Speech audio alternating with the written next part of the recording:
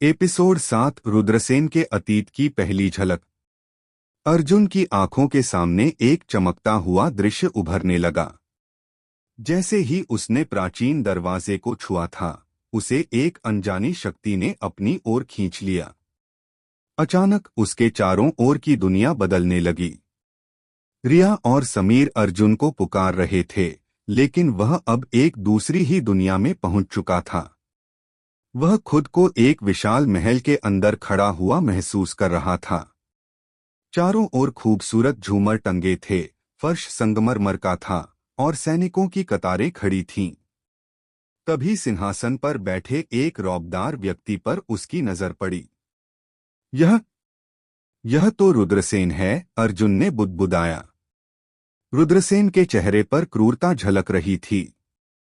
उसके पास बैठे एक जादूगर ने एक काली पुस्तक खोली और एक अजीब भाषा में कुछ मंत्र पढ़ने लगा। तभी सिंहासन कक्ष के द्वार से एक महिला अंदर आई, राजकुमारी वैदेही। राजा रुद्रसेन, तुमने मेरे पिता को धोखे से मारा और हमारे राज्य को अपने काले जादू से अपवित्र कर दिया। मैं तुम्हें इसे और नष्ट नहीं करने दूंगी, वैदेही ने क्रोध से कहा।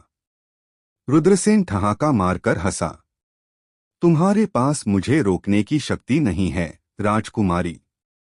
यह राज्य अब मेरा है और मैं इसे अमर बनाऊंगा। अर्जुन को एहसास हुआ कि वह अतीत की एक महत्वपूर्ण घटना देख रहा है, अवंतिकापुर का विनाश। जादूगर ने अपना हाथ ऊपर उठाया और हवा में काले बादल घिरने लगे। तभी रुद्रसेन ने जमीन पर खींचे गए एक बड़े चक्र के बीच खड़े होकर मंत्र पढ़ना शुरू किया। अचानक जमीन कांपने लगी। महल के बाहर लोगों की चीख पुकार सुनाई देने लगी। आसमान में काले पक्षी उड़ने लगे और सारी हरियाली जलकर राख बन गई। रिया और समीर ने अर्जुन को जोर से झकझोरा। अर्जुन, अर्जुन, क्या हुआ तुम्हें? अर्जुन की आंखें खुलीं। वह फिर से अंधेरी सुरंग में था और उसके माथे पर पसीने की बूंदें थीं। मैंने सब कुछ देखा, अर्जुन ने कांपती आवाज में कहा। रुद्रसेन ने काले जादू का इस्तेमाल करके अवंतिकापुर को श्रापित कर दिया था। हमें उसे रोकना होगा। रिया ने अर्जुन का हाथ पकड़ा। अगर हमें इस श्राप को खत्म करना है तो हमें रुद्रसेन के उस मंत्र को तोड़ने का तरीका खोजना होगा।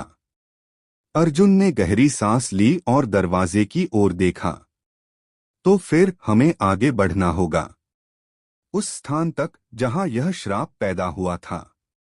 वे तीनों दरवाजे को खोलते हैं और एक गहरे अंधेरे मार्ग में प्रवेश करते हैं, जहां हवा में रहस्यमयी फुसफुसाहट गूंज रही थी। अगले एपिसोड में क्या अर्जुन, रिया और समीर रुद्रसेन के गुप्त मंत्र को खोज पाएंगे या उन्हें कोई नई बाधा रोकेगी?